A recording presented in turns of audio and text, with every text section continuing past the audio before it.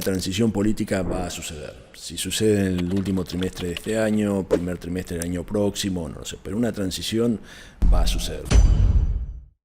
Buenas tardes, yo soy Walter Stopper, el CIO de Grit Capital Group, y tenemos el honor y el placer de invitar a Jorge Piedrahita, que es el Portfolio Manager del Copérnico Recovery Fund, que tiene una inversión que hoy en día está recaliente, que es el tópico de Venezuela. Tomamos la decisión de invitar a Jorge, que es un viejo amigo de la casa y que siempre hemos charlado sobre Argentina y Venezuela cuando estaba en Nueva York.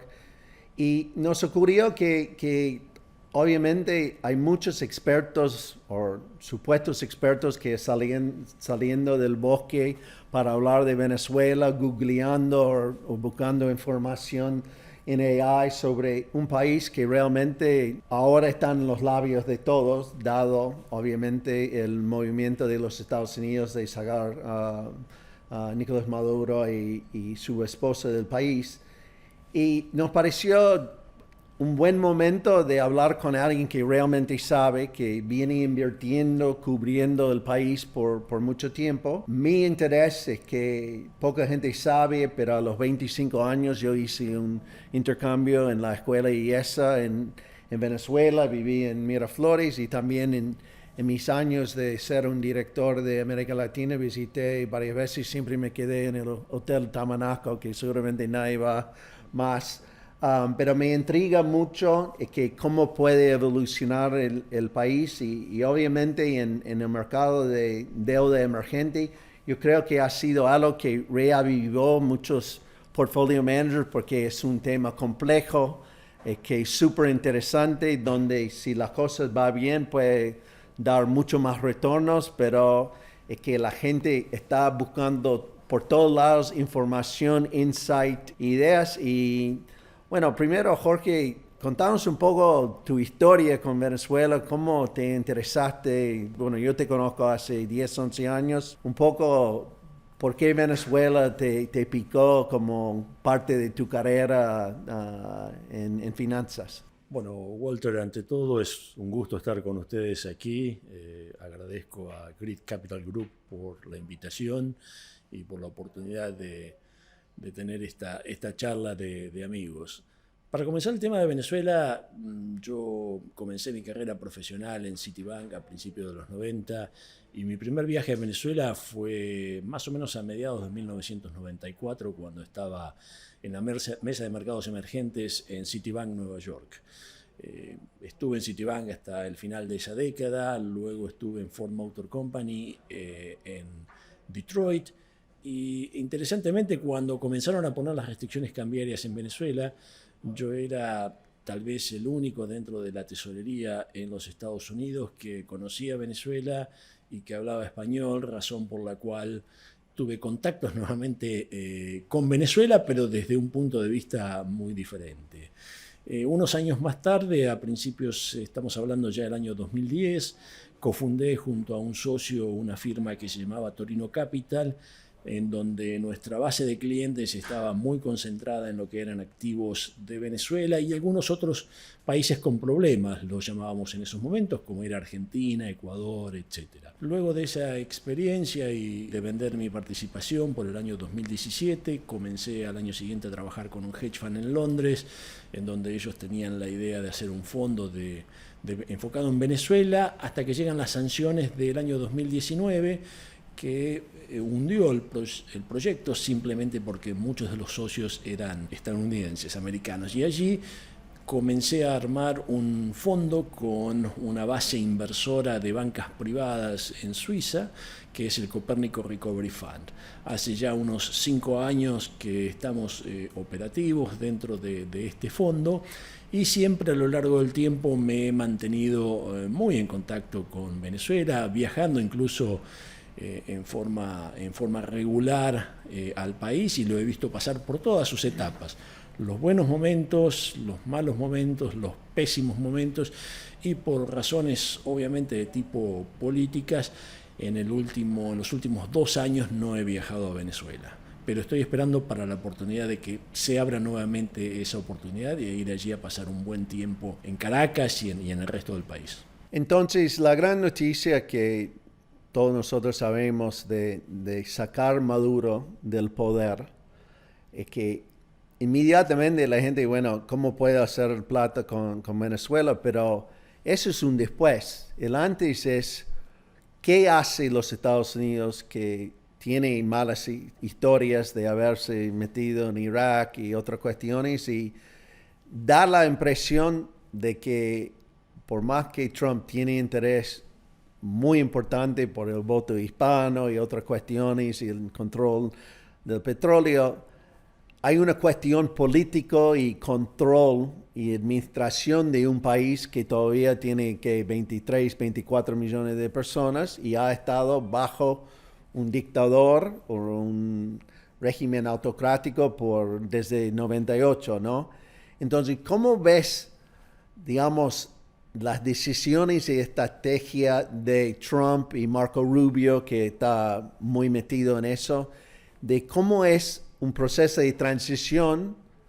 Han dejado que Delcy Rodríguez y su hermano, pero hay otros personajes alrededor que evidentemente el poder no era único en las manos de Maduro, que está dividido en distintas facciones, distintos, no sé, grupitos económicos dentro del militar. Entonces, ¿cuál es tu visión? Yo sé que no tenés una bola de cristal cómo termina el camino, pero ¿qué tenemos que ir siguiendo en el engagement de los Estados Unidos con los venezolanos en los próximos meses? Porque esto va a ser día a día, semana a semana. Bueno, yo quiero comenzar un paso antes, que es, creo que durante varios años se ha ido construyendo una narrativa de seguridad nacional en los Estados Unidos que ha estado plasmada en el diálogo y las comunicaciones públicas de las Fuerzas Armadas de los Estados Unidos, los servicios de inteligencia, etc. Por ejemplo, uno ve plasmar parte de esa idea en los discursos que daba la general Richardson a cargo del Comando Sur de los Estados Unidos. Y incluso más recientemente, a finales del año 2025, el año pasado, se publicó un documento que detallaba o daba los lineamientos de la Estrategia de Seguridad Nacional de los Estados Unidos, en donde ya indicaba claramente que se estaba renaciendo la doctrina Monroe, que es básicamente negar la inferencia o eliminar o reducir o contrarrestar la inferencia extranjera en las Américas en general. Y si a eso vemos lo que ha sido el discurso de Trump a lo largo de su campaña e incluso durante su presidencia, toca en temas importantes como es la inmigración, como lo es el narcotráfico y la seguridad de los Estados Unidos. Y estos tres puntos los toca Venezuela. Y entonces cuando comienza la presión sobre Venezuela, fue una presión que fue creciendo hasta que llegamos a esta admisión, digamos, espectacular, sobre la cual no tengo ninguna duda que vamos a ver alguna película en algún momento. Pero allí, dentro de la administración Trump, hay dos fuerzas. Una fuerza que hubiera estado dispuesta a tener un entendimiento con alguna dictadura como la de Maduro, sin discusión sobre los temas democráticos, y alguien, que en este caso lo lidera Marco Rubio, quien dice, no, aquí en estos países lo que hay que hacer es restablecer la democracia, restablecer un sistema legal, etc. Y Venezuela es ese punto inicial. Cuando se piensa en esta operación, claramente había otra restricción que era, digamos, Trump había dicho no boots on the ground, o sea, no una invasión con los soldados americanos. Más allá de un tema muy práctico que es, en el año 1989, cuando se hace la invasión de Panamá, se utilizan 27.000 soldados para un país que es más o menos una sexta o una octava parte de lo que es Venezuela. Obviamente no era factible para los Estados Unidos pensar en una estrategia de este tipo.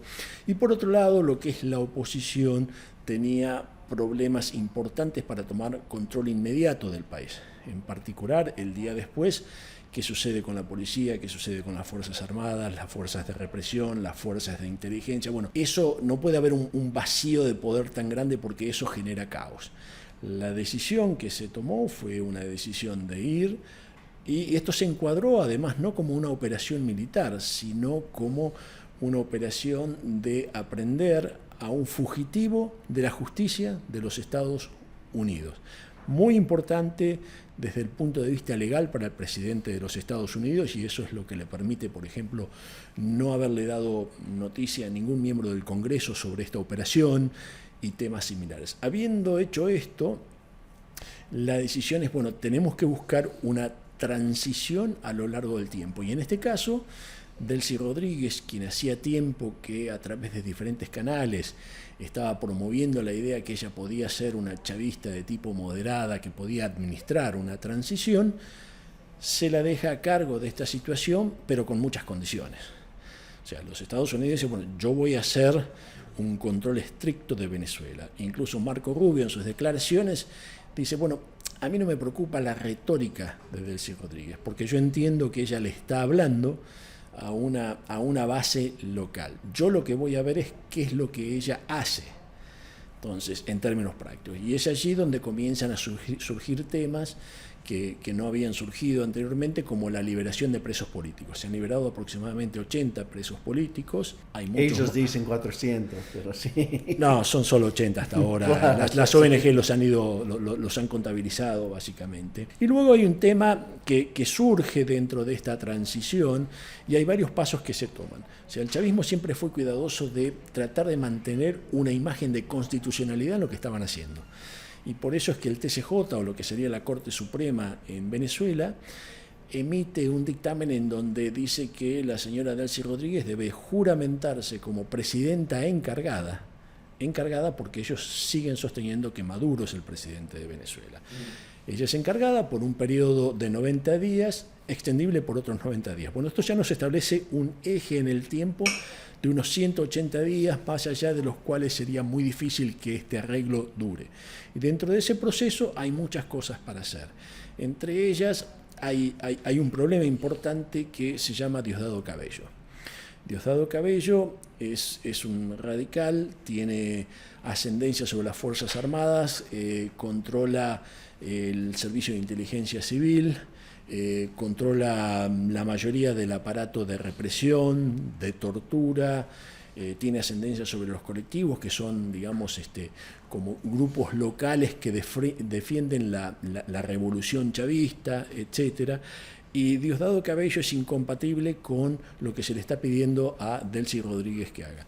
Esto se tiene que solucionar en el corto plazo. Si no se fuera a solucionar, yo estimo que Diosdado Cabello tiene el número 1 en la lista de la próxima persona que los Estados Unidos sacaría, digamos, de acción.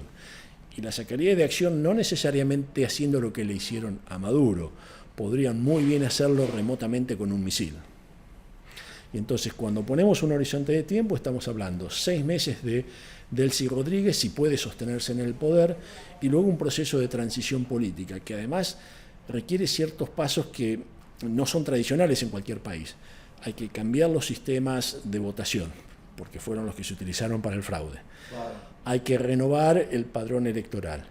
Hay que hacer elecciones generales en todo el país, todas las alcaldías, todos los estados, la Asamblea Nacional. Que están infiltrados por el régimen. Exacto, entonces hay que hacer, digamos, elecciones que además tienen que tener supervisión internacional, tienen que tener ciertos requisitos. Bueno, planear todo eso es un periodo de varios meses. Entonces, lo que yo estimo es que no va a haber una transición política hacia un nuevo gobierno legitimado, en el mejor de los casos hasta finales de este año, sino tal vez principios del año próximo. Y eso es condición necesaria para, o tener un estimado de esos tiempos, es condición necesaria para tener un horizonte de inversión y analizar las diferentes alternativas que se pueden presentar, que tampoco son tantas, porque no tiene un mercado de capitales local Venezuela, por ejemplo. O sea, en realidad, cuando hablamos de los activos, estamos hablando principalmente de los bonos. ¿Cómo quedó Venezuela en términos institucionales? Porque tenés, obviamente, gobierno autocrático por mucho tiempo.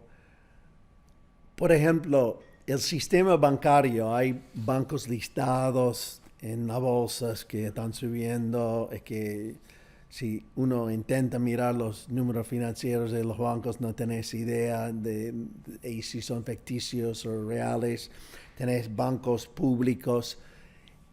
Para formarse, digamos, esa parte del sistema financiero, existen los vestigios de lo que existía antes, que supongo que hay un país como Argentina que tiene un paralelo a, no sé, 900 y el spot oficial a 330, debe haber mucho expertise financiero en Bitcoin, todo lo demás. ¿Cómo ves que las semillas para una recuperación de esa parte de un sistema financiero, un banco central y también un nuevo régimen del FX que obviamente sabemos acá que no puede funcionar en tus interacciones cuando vas ahí? Hay un sistema financiero con varios participantes privados relativamente sofisticado, pero que por razones regulatorias nunca tuvieron un tamaño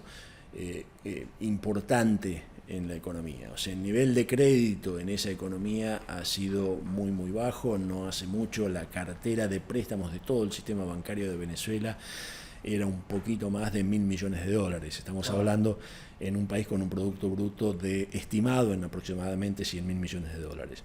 A nivel del Banco Central, se ha destruido toda la tecnocracia que tenía el Banco Central. El Banco Central de Venezuela tradicionalmente era un banco con buenos tecnócratas, recordemos las épocas del Bolívar Fuerte, etc. Bueno, todo eso se destruyó, pero hay gente en el exterior, venezolanos mismos, que bien podrían, digamos, ir rápidamente a Venezuela y o dar asesoría o participar en estos procesos. Yo creo que habría un recambio generacional en donde tomarías la gente con cierta experiencia, gente que ha trabajado en el Banco Mundial, en el Fondo Monetario, gente con doctorados afuera de Venezuela, que podrían dar asistencia, trabajo técnico, etcétera, y formar una nueva generación de líderes. Las semillas del sistema financiero están allí, pero son muy bajas y van a requerir muchos años, digamos, de trabajo, por decirlo de alguna forma. Y lo que tenemos hoy en día, y mencionabas las acciones, una de las preguntas que me hacen mucho es, bueno, si hay que comprar acciones, si hay que comprar real estate, etc.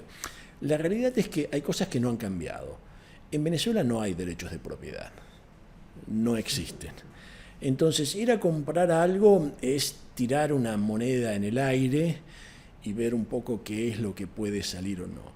O sea, hay casos de gente de la oposición que fueron forzados al exilio y lo que sucedió es que líderes chavistas fueron y tomaron, les gustaba su casa, su departamento, lo tomaron y se instalaron. Lo perdieron completamente, por lo menos en algún momento tal vez logren recuperar algo de eso. Entonces no hay derechos de propiedad en estos momentos. Y Venezuela, en realidad, cuando exista la transición política y haya un liderazgo validado democráticamente, tiene que prácticamente refundarse en su totalidad. Claro.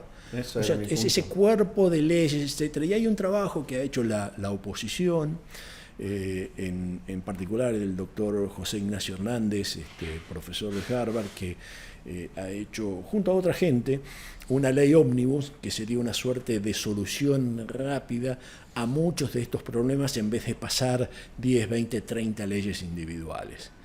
Pero sí, incluso haría falta tener una nueva constitución en Venezuela, porque la constitución que hay fue hecha en la época chavista y hay toda una generación que estuvo acostumbrada a estos procesos. Y el paso previo es que tenés que elegir una nueva asamblea para aprobar esa ley y todo lo demás. Es que Trump quizás reveló un poco de la información que le daba el Departamento de Estado de los Estados Unidos diciendo que Machado no es necesariamente la solución, por más que es la figura y Nobel Prize winner, etcétera, etcétera. ¿Qué rol estás visando para ella? Es una persona con carisma, pero evidentemente estructura o aparato de militares, de los colectivos, etcétera, etcétera. Alguien tiene que manejar eso y esa persona no puede ser ella. Eso es mi impresión porque lo leo, no porque sé. ¿Qué rol puede tener y cómo ves su potencial realmente para ayudar el proceso? Yo creo que María Corina es una mujer extremadamente inteligente, tiene muchísimo carisma. Si hoy hubiera elecciones libres en Venezuela, ella las ganaría con mucha facilidad. Y recordemos que fue la que diseñó esta brillante estrategia en el año 2024, en donde, recordemos, el gobierno había dado instrucciones a todos los militares que cuidaban los centros de votación de que no se imprimieran los resultados por mesa. Montó toda una estructura, persona a persona, en donde escondían, se llevaban incluso en su ropa interior, estas impresiones de los resultados mesa por mesa, que fue lo que les permitió probar frente a los técnicos de cualquier país del mundo, de hecho se lo probaron a Brasil, entre otros, que la elección había sido ganada por Edmundo González Urrutia. Bueno, esa estrategia fue brillante. Ella tiene ese carisma, entonces yo creo que ella va a tener un rol muy importante, sabe jugar sus cartas. A una persona como Trump le dice que quiere compartir el premio Nobel, que se lo va a dar al premio Nobel. Bueno, el Comité Nobel dice no se lo podés dar, el premio te lo dimos a vos. Pero ella es muy inteligente, digamos, en lo que hace, y además recordemos que ella tuvo el coraje que muchos no tuvieron. Ella nunca se quiso ir de Venezuela porque ella entendía que en el momento en que se fuera de Venezuela perdía su relevancia. Y se quedó escondida en Venezuela y el régimen nunca tuvo el coraje, tal vez sabían dónde estaba, no lo sé, pero nunca tuvo el coraje de ponerla presa. Entonces yo creo que ella va a tener un rol muy, muy importante, sabe rodearse de gente, de técnicos de muchísimo nivel. Hay mucho trabajo que se ha estado haciendo en los últimos 2 años, que, digamos, sé que trabajan, no conozco muchos detalles, pero sé de gente que ha estado trabajando, desde Ricardo Hausmann en Harvard, a otra gente, digamos, y se ha pensado en todos los niveles, tanto en la industria petrolera, como el sistema financiero, como el tema de la deuda, como el tema del tipo de cambio. O sea, todas esas cosas, digamos, están relativamente prepensadas. Sí hay que ir desmantelando a lo largo del tiempo los aparatos de represión. Bueno, hay varias técnicas que se pueden utilizar. Hay una técnica que se llama justicia transicional, en tanto y en cuanto los crímenes cometidos no hayan sido crímenes de lesa humanidad. Puede haber un sistema transicional que reincorpore a algunos de estos elementos a la sociedad. Se utilizó en algún momento, por ejemplo, en Colombia para reincorporar a las guerrillas, un sistema, por ejemplo, en donde se le compre el armamento que esta gente tiene. El precio no importa, se les paga bien, pero el tema es sacar las armas de la calle, por ejemplo. Entonces hay todo un proceso de reeducación. Digamos, el proceso va a ser importante. Ahora, lo que los Estados Unidos está enfocado en el corto plazo es darle algún tipo de alivio financiero al país para que lleguen medicinas, para que lleguen alimentos. Por eso el proceso de comprar entre 30 y 50 millones de barriles que por el bloqueo no podían salir, se estaban almacenando localmente, la capacidad de almacenaje se estaba, digamos, acabando, lo cual llevaba a que el siguiente paso era comenzar a cerrar algunos pozos. Bueno, cerrar un pozo es un proceso complejo, tanto cerrarlo como volverlo a abrir.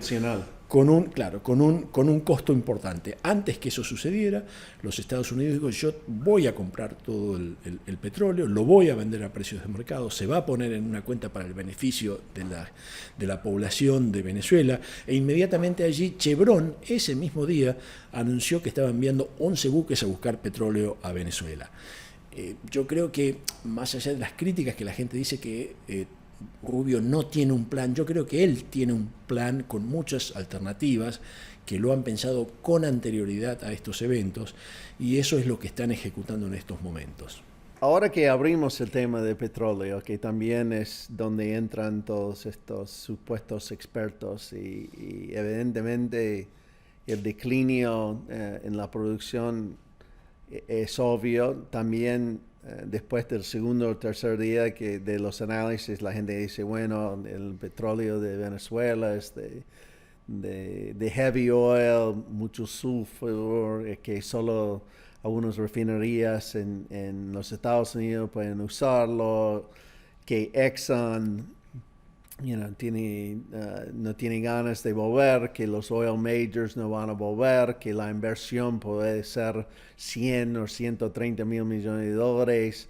Entonces, al principio, los primeros 2 o 3 días que van a levantarlo a 1,5 millones de barriles inmediatamente, y después los expertos salieron a decir que no es buen petróleo y quién va a invertir esa plata en ese país que no tiene regla de juego claro, que no tiene sistema legal y también tiene deudas de expropiación anterior. Entonces, ¿cuál es tu visión sobre el futuro inversor en petróleo venezolano? ¿Quién va a ser? Como Homemade aquí en Argentina, que tenemos Pampa, tenemos YPF, tenemos Vista, o realmente los majors van a volver, quizás no en una estampida, pero ¿cuál es tu visión de ese ramp de petróleo que va a ser el sangre para la economía que ya está desangrado? Cuando uno mira el problema de Venezuela, recordemos que Venezuela, su Producto Bruto ha caído aproximadamente un 75% desde el año 2013.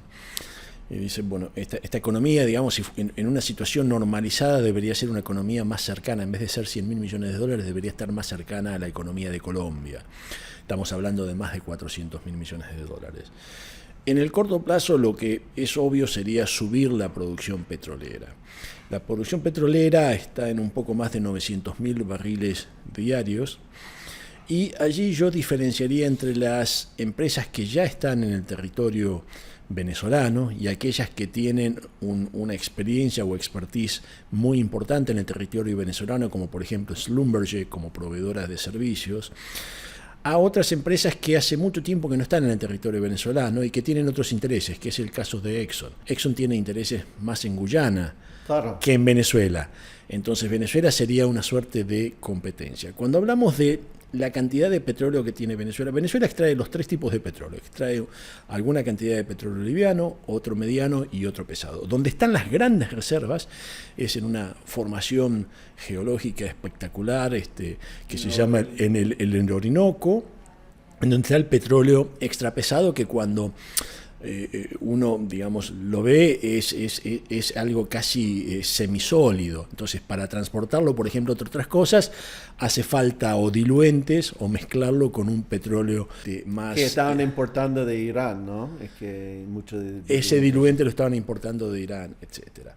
Entonces, cuando uno, mencionaste es un número que es, bueno, ¿qué van a hacer las refinerías americanas? Cuando uno ve la historia... Te diría, por allá por el año 97, 98, los Estados Unidos importaba 1,5 millones de barriles de petróleo de Venezuela.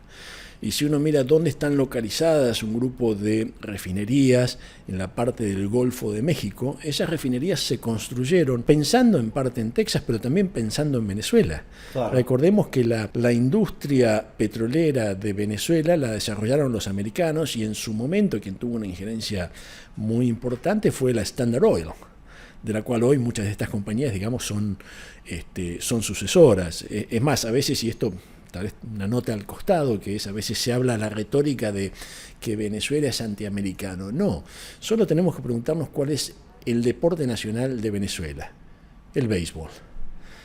Venezuela siempre tuvo muy buena relación con los Estados Unidos. A los venezolanos les encanta tomarse el avión e ir a Miami, tener esas conexiones con Estados Unidos. Entonces, el pueblo venezolano en sí no es antiamericano. Fue simplemente esta retórica que hizo la revolución castrochavista. Volviendo al tema del petróleo. Digamos, en un periodo de 18 a 24 meses, existe la posibilidad de subir la producción de petróleo hasta 1.400.000, 1.500.000 barriles. Pero eso está dentro de lo estimado. Yo hace unos años hice un análisis de la sostenibilidad de la deuda de Venezuela para ver dónde podían realizarse las diferentes reestructuraciones.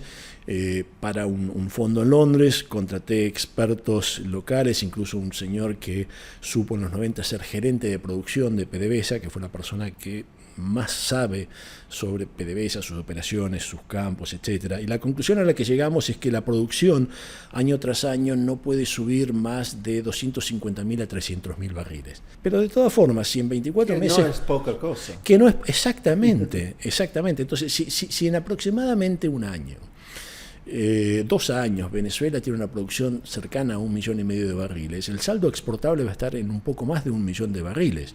O sea, estamos hablando de 400 millones de barriles. O sea, son números importantes muy rápidamente. Y allí las compañías, yo creo que las grandes compañías van a ir allí. Pero no solo en el petróleo, hay un tema que a veces no se habla demasiado, que es Venezuela tiene reservas muy importantes de gas natural. Y algunas de esas reservas de gas natural están cercanas a Trinidad y Tobago. Y son expertos en esa industria. Y que además tienen capacidad ociosa para procesar el gas natural, porque ellos comenzaron produciendo gas natural a mediados de los 90. Entonces tienen producción de amonia, tienen puertos que licuifican, digamos, el gas natural. Entonces, si uno sobre la plataforma continental de Venezuela, y ya hay varios proyectos allí, Shell está metida, Eni, los europeos tienen mucho interés, sobre todo en la medida en que se diversifican del gas ruso. Entonces, con un gasoducto de entre 20 y 30 kilómetros, uno ingresa en la infraestructura de Trinidad y Tobago. El gas natural puede tener un retorno muy interesante para Venezuela, incluso la OFAC, que es la oficina que impone sanciones, parte de la tesorería americana, otorgó varias licencias para que estas compañías sigan desarrollando sus proyectos en esa zona. Es más, incluso Ali Moshiri, que era el CEO de Chevron en Latinoamérica, que fue el gran impulsor de Vaca Muerta, fue uno de los primeros que lideró ese tema, ya retirado de Chevron, está levantando está buscando unos 2.000 millones de dólares para trabajar en estos proyectos. Entonces el gas natural creo que es algo que también le puede dar un ángulo interesante a Venezuela, más allá de otras cosas que puede tener Venezuela. Pero la piedra angular en el corto plazo va a ser petróleo, gas natural y muchas compañías que ya están presentes, porque no es el mismo proceso de decisión para Chevron, que ya está allí produciendo casi 300.000 barriles por día, que para Exxon, que no tiene operaciones. Son dos procesos de decisión muy diferentes.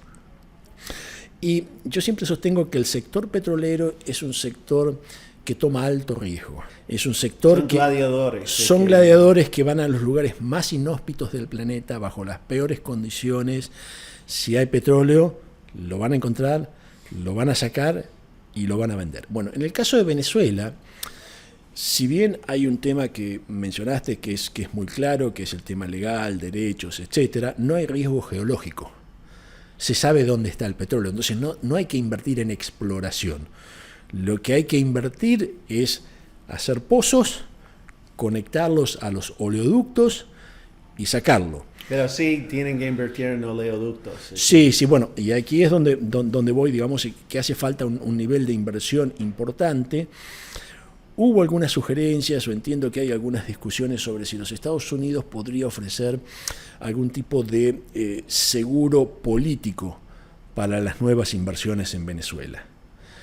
No lo sé, creo que hay algunas entidades del gobierno americano que ofrecen esos seguros, pero no me queda claro que el presidente de los Estados Unidos pueda tomar decisiones de ese tipo que podrían tener un efecto económico adverso. Recordemos que en Estados Unidos lo que es el gasto en sí lo autoriza el Congreso, no el presidente. El presidente lo que hace es ejecuta el presupuesto a través de los diferentes departamentos y agencias. Pero entiendo que hay discusiones de ese tipo. Chevron claramente ya está, digamos, incrementando y enviando gente a Venezuela, porque además va a ser uno de los grandes beneficiados con estos procesos.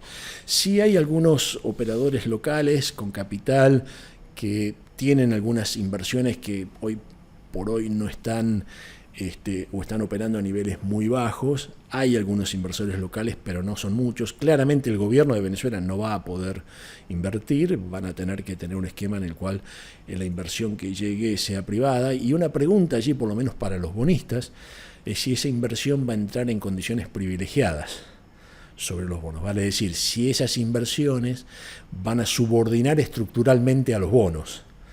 Esa es una discusión. Los flujos. Exacto. Esa es porque el presidente de los Estados Unidos ya está siguiendo parte del libreto de Irak.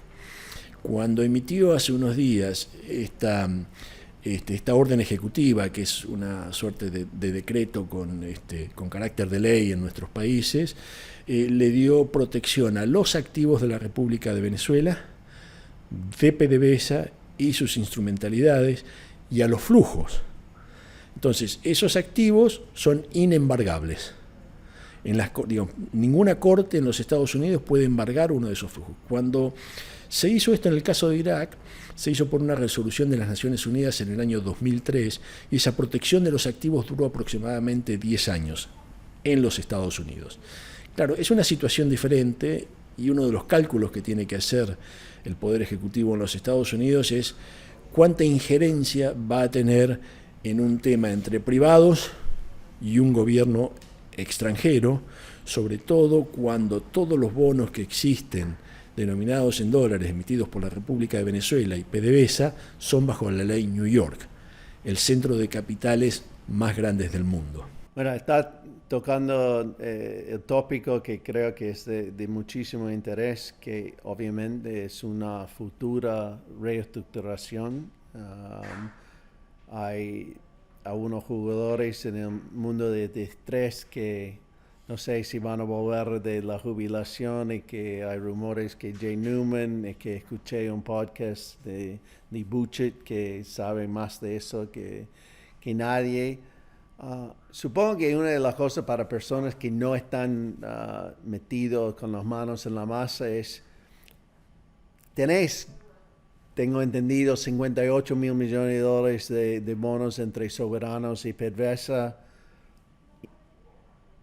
30 mil millones de intereses acumulados, accrued interest, pero después tenés un guiso de otros acreedores, y que empresas que ganaron arbitration, y que Crystal X, Golden Reserve, lo mismo Exxon. Tengo entendido que hay 16 mil millones que deben a China. Entonces, ¿cuál es tu visión de...? Porque uno de los argumentos, leyendo la historia de Irak, es que los Estados Unidos decidió que tenemos que resolver la deuda rápido para que haya una recuperación en Irak. ¿Cómo ves esto? Porque yo creo que eso es el análisis que uno tiene que hacer. Si los bonos ya subieron de 6, 7 dólares a 41, 42, obviamente tendría mucho más upside si petróleo estuviese a 90, pero ¿cómo ves los intereses diferentes de estos jugadores? No solo los de estrés, pero también Real Money volvió al activo. ¿Cómo son tus conversaciones sobre una futura? Hans Hume, de Greylock, se metió, todos los personajes de siempre. Hay un grupo de inversores que está proponiendo la idea que tendría que haber una reestructuración lo antes posible. Eso es muy difícil de producir por varias razones. La primera razón es que no sabemos cuánto es la deuda de Venezuela. O sea, tenemos algunos números, sí, cuántos son los bonos es fácil, cuánto es el interés caído es fácil de calcular. Hay estimados sobre lo que se le debe a Rusia, sobre lo que se le debe a China, hay unos promissory notes de PDVSA, está el Paris Club, a las multilaterales se le debe poco dinero. Pero después hay grandes preguntas como ¿cuánto es la deuda comercial? No se sabe. Y allí lo que uno va a necesitar, al igual que en el caso de Irak, es un proceso de auditoría de la deuda, en donde cada instrumento se verifique, y para que dicho instrumento pueda participar de una reestructuración. Y la idea que está manejando la oposición es hacer una reestructuración para todos los acreedores. En el caso de Irak se comenzó con, el gobierno de los Estados Unidos impulsó una reestructuración con el Club de París, simplemente porque el Club de París en todas sus reestructuraciones tiene una cláusula de comparabilidad, mediante la cual dice, si nosotros te otorgamos un descuento de tanto o una quita porcentual de tanto, no podés reestructurar ninguna otra deuda en condiciones superiores. Con un mayor descuento que nosotros. Con un menor descuento que el que nosotros te dimos, ¿no? Entonces, en el caso de Venezuela, si bien es cierto que los precios están, vamos a decir, 30-35 PDVSA, 35-40 la República, cuando ponemos los intereses y el interés sobre el interés que te daría, por ejemplo, una sentencia judicial, estás hablando de que esa deuda podría ser 2 veces el valor facial. Entonces, si cotiza a 40, es 40, pero cuando le pones todos los intereses caídos, más el interés sobre el interés a la tasa, el statutory rate de Nueva York, te da una relación de 2-1 aproximadamente.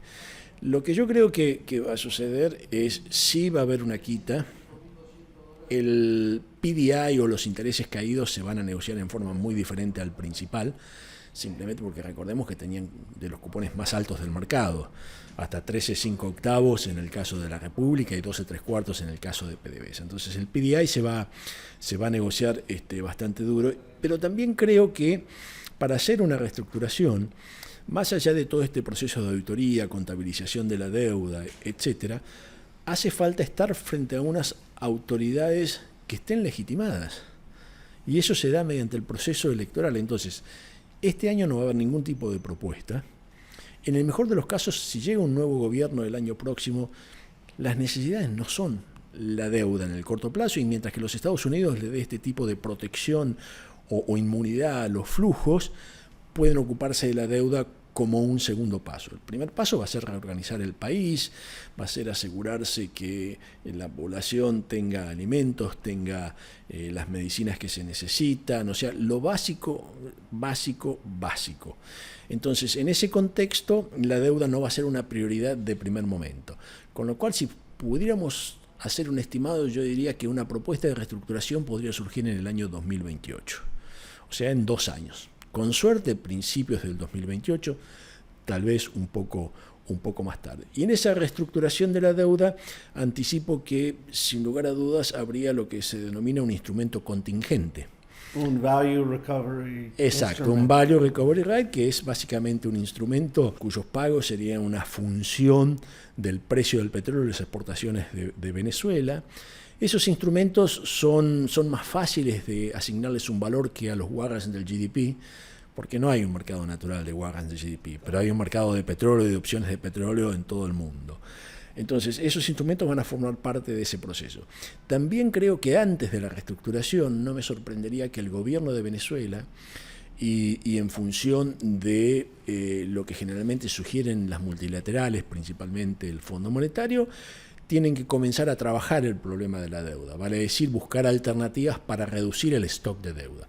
Una de esas técnicas es, y tal vez mi favorita, son los swaps de deuda por equity, como se hizo en Argentina. En el año 1990, hacia finales del 1990, se privatiza la Empresa Nacional de Telecomunicaciones en 2 empresas, Telefónica con la parte sur del país, Telecom con la parte norte del país, y en esos momentos yo estaba en Citibank. Citibank compró el 20% de Telefónica, entregando 900 millones de valor facial de deuda que valían aproximadamente 170 millones de dólares.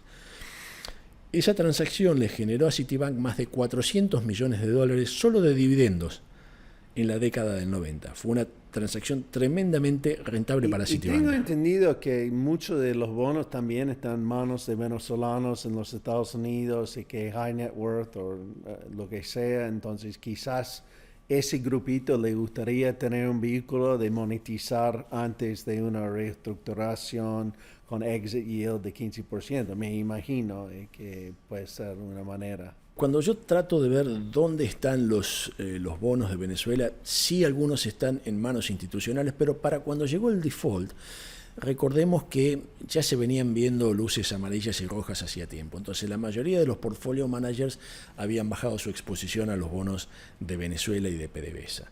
Y esto nos lleva a otros grupos de inversores, en general muchos individuos, porque los individuos se habían hecho adictos a los tremendos cupones que tenían esos bonos. Esa es la realidad. Es correcto lo que decís, pero incluso he encontrado pools de bonos importantes en Suiza. Y allí hay un tema interesante, que es parte de esos bonos en estos momentos están congelados porque son individuos sancionados por OFAC. Vale decir, eso era dinero de la corrupción que se canalizó a otros países del mundo. Y recordemos a alguien sin educación financiera que de pronto se encuentra con 50, 100, 200 millones de dólares en su cuenta bancaria. Bueno, si su banquero le sugería que compre treasuries al 3%, posiblemente no le iba a dar una linda respuesta y iba a comprar bonos de Venezuela o de PDVSA, porque tenían la convicción de que Maduro iba a seguir pagando hasta que no pudo pagar. Hay una parte de esos bonos que están, digamos, en este tipo de cuentas, lo cual también levanta el punto de si la tesorería americana no podría forzar a esas cuentas a aceptar una reestructuración dura. Pero eso va a otra cuestión y en términos de las sanciones que tienen los Estados Unidos, ayudó desplome al PBI y el problema económico que tiene Venezuela. Antes de una reestructuración no tienen que dar aire y levantar el pie sobre el cuello de Venezuela. ¿Cómo ves eso como paso previo? Porque para hacer una reestructuración realmente un bonista quiere ver que el cadáver tiene vida, que la sangre está fluyendo y supongo un poco de crecimiento y optimismo económico ayudaría a sacar las sanciones, ¿no? Es una buena pregunta. Hoy la deuda de Venezuela no se puede reestructurar porque los Estados Unidos ha prohibido toda nueva emisión de deuda. En una reestructuración se entrega deuda vieja y se recibe deuda nueva. Pero además de eso, al ser Delcy Rodríguez una persona sancionada por OFAC, nadie puede ir y sentarse con Delcy Rodríguez, ni un agente de Delcy Rodríguez que podría ser cualquier miembro de su gobierno. Entonces nadie puede negociar con el gobierno de Delcy Rodríguez. Nuevamente, volvemos al tema de, digamos, tiene que haber un interlocutor válido, y ese interlocutor válido hoy no es Delcy Rodríguez. En algún momento los Estados Unidos va a levantar las sanciones o levantar parte de las sanciones para que por lo menos se realice una negociación. Ahora, si yo soy un acreedor, yo lo que quiero, digamos, digo, bueno, el país me pide una quita. Bien, ¿por qué te voy a dar esta quita? Bueno, tenemos que comenzar a discutir sobre el Producto Bruto, la capacidad de pago del país, etc. Bueno, hoy es imposible de saberlo. No hay estadísticas. Venezuela no ha hecho un Chapter 4 con el Fondo Monetario desde el año 2004, creo. Ha dejado de publicar estadísticas hace muchísimos años. Con lo cual, una negociación sería una negociación bastante etérea. No habría una base para decir, bueno, esta es la quita que necesita Venezuela para sacarse el problema del sobreendeudamiento. Tomando todo esto en cuenta, que es ahora una situación súper compleja con alta opcionalidad, y que seguramente tus socios y tus inversores están comprando bonos mucho más bajos que los precios hoy en día en el mercado.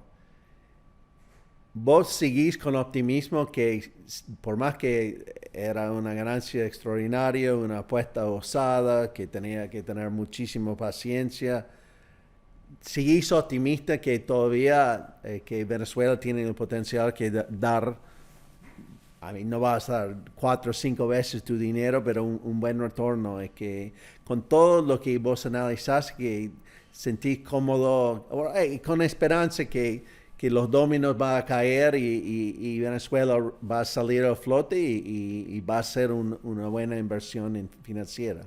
Sí, yo parto del supuesto de que la transición política va a suceder. Si sucede en el último trimestre de este año, primer trimestre del año próximo, no lo sé, pero una transición va a suceder, va a haber una refundación del país. Cuando yo veo las potenciales inversiones, el aumento de la producción de petróleo, etcétera, yo creo que es un país que puede duplicar su Producto Bruto en 3 años, sobre todo porque parte de una base muy baja. Claro. Entonces, digamos, subir ese Producto Bruto de 100.000 a 200.000 millones en 3 años, la gente dice, bueno, son números altos, sí, pero hay experiencias en el mundo cuando los países parten desde una posición tan baja. E incluso se podría triplicar en un periodo de 5 o 6 años. Y entonces allí es donde uno dice, bueno, pero este es un país que ofrece tremenda opcionalidad de largo plazo. Es también, desde el punto de vista financiero, es un activo no correlacionado con el resto de los mercados. O sea, tiene, digamos, su propia dinámica. Entonces, si el S&P sube o baja, no importa mucho. La dinámica de Venezuela es una dinámica... Ahora es geopolítica, es de petróleo y también... Y cuando yo digo, bueno, pero si los Estados Unidos... Porque una de las cosas que Trump no dijo, pero que lo dijo de otra manera, sin usar esta palabra, es que hoy por hoy Venezuela es un protectorado de los Estados Unidos. Y si es un protectorado, claramente está en el interés de Venezuela. Y el tema geopolítico es que también Venezuela, digamos, es una reserva energética para el mundo occidental. Eso es, digamos, también parte, digamos, del cálculo, ¿no? Pero si los Estados Unidos está tan interesado en esto, obviamente que el apoyo político de los Estados Unidos, el apoyo financiero, el apoyo económico, o sea, que un presidente de los Estados Unidos reúna a las principales compañías petroleras y les diga que tienen que ir a invertir en Venezuela, tiene un peso importante. Bueno, veremos cómo se instrumenta, hay muchos detalles que todavía no tenemos. Y hay otra cuestión que seguramente mucha gente no empezó a pensar porque estamos en el primer año de Trump. Pero para Rubio esta es una jugada muy importante, que si uno tiene la visión que J.D. Vance no tiene lo necesario en términos de carisma, etcétera, para ganar la próxima elección presidencial, Rubio sí tiene, y el caudal de votos del voto hispano en los Estados Unidos, yo creo que él ve eso como su camino a la presidencia y Trump, que no puede ser reelecto, quizás tiene alguien de su riñón que sí podría ganar contra un demócrata por más que la popularidad está ganando. Entonces yo creo que el CPAC, los republicanos, han armado este nuevo Monroe Doctrine, no solo para Venezuela, están muy metidos aquí en Argentina, porque por todas las razones que nombraste, pero también hay una visión política que no quieren dejar volver a los demócratas a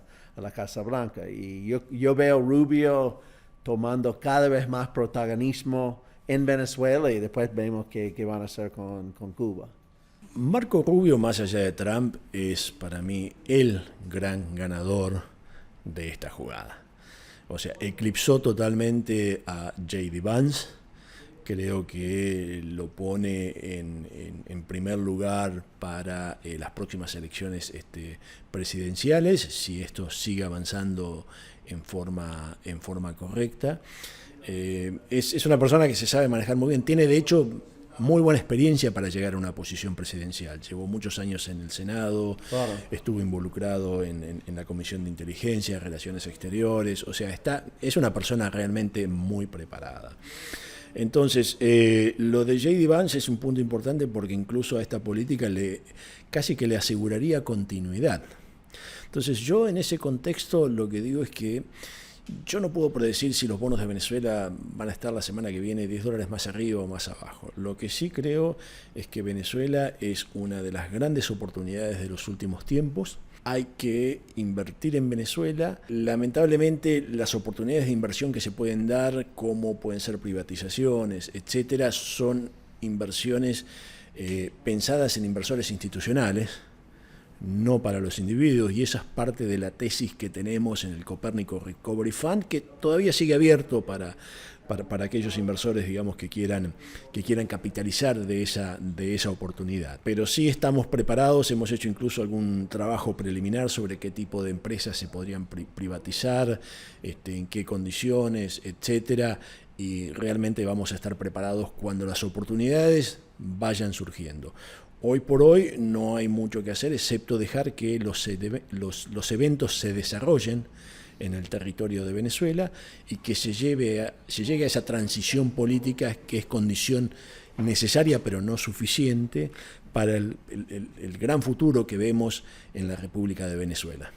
Bueno, Jorge, muchísimas gracias, que nuestra intuición era correcta, que sos una persona que realmente entiende y que es una inversión compleja que requiere muchísima inversión de tiempo y garra, y me alegro que has invertido este tiempo y ahora que está dando frutos, y yo creo que hay muchos inversores que están enamorando con la posibilidad de esto puede ser algo de 3, 4, 5 años, porque un portfolio manager siempre le gusta algo nuevo y complejo, y que invertir en bonos de 5 o 6% no se mueven, no es muy divertido.